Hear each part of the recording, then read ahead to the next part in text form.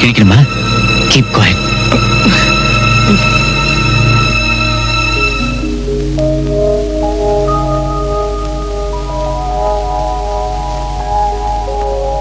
நல்ல வேலை, பெருசா அடிக்கடி ஒண்ணுமில்ல.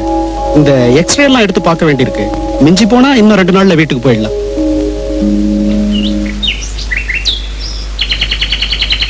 பாரு, வண்டி எடுத்துட்டு நிக்காம ஓடி போயிட்டான் ராஸ்கல். அந்த பையல நிச்சயமா நான் இங்க பாத்திருக்கேன்.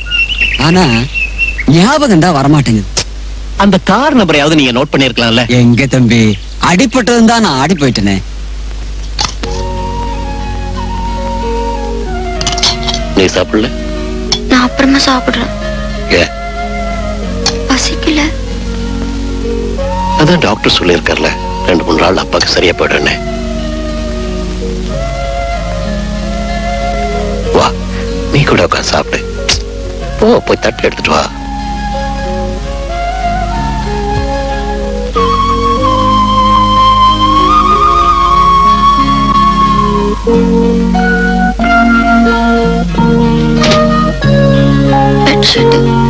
சும்மா யோசனை பண்ணிட்டு இருக்காது, போய் தூங்கு போ.